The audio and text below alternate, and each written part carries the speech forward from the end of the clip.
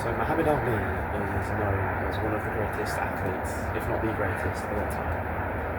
His record was 56-5, which is astonishing. It's very, very good. But he lost 3 of the last 4 fights, and it's said that those were the fights that led to the development of his Parkinson's disease, which cost him a lot in later life. The money was there for the taking, and it was just too easy. That's the case for a lot of athletes. They could retire at the top and be remembered as one of the greatest, but whether because of they go to Saudi Arabia or they go to America or something, the money is there and it just pulls them. They don't have to perform at the best. And sure, they're building generational levels of wealth, and that's a choice that they make. But it's also often said the second hardest thing for an athlete is to be great, and the hardest is to quit. And it makes a lot of sense because there's so much money. If you're one of the best in the world, you could keep going for so long, even if you're not winning. But then that's something you have to deal with. Are you just selling yourself out just for extra money at that point? I mean, another example here is Ronaldo.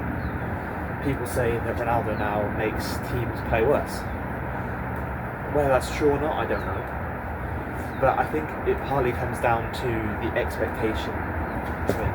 Because he was so great, and he's one of the, if not the world's best footballer of all time, people expect him to perform magnitudes, even at the age of, I don't know how old he is now, like 40. People are still expecting that, which obviously makes his performance look worse. If his name wasn't Ronaldo, no one would really expect that. But it's different because of who he is. And the difficult thing with quitting is you have to know when you're doing it, whether the quitting is right or whether you're just quitting on yourself. Because leaving a bad situation is sometimes seen as quitting, but changing it might genuinely be the best decision. I mean, it's just the Regent-Bates paradox again. Things are okay, but not that great. There's no incentive, there's no desire to quit, but once things get really bad, then you gather the motivation to quit. And at the point where you feel like it's not that great and it could be better, that is exactly when you should be thinking about it. Because maybe it's not the right decision. We all hear the stories of the person that left a job that wasn't serving them to go and pursue what they wanted, and it worked. But there's also a bias there where we don't see the people that it failed for and who just went back to their job. And I suppose if you take that risk, then you can always go back to what you were doing before, and the regret of not taking the risk is more than the regret of failing, which will often be the case because you might as well try. But it's complicated. And it's also interesting when you read things like David Goggins and stuff, and how it's always about grinding and keep going. And there are so many people, and I believe that's an incredible mindset to have for a lot of things, but then sometimes it doesn't serve you. Sometimes you stay too long at something because you think you can keep going.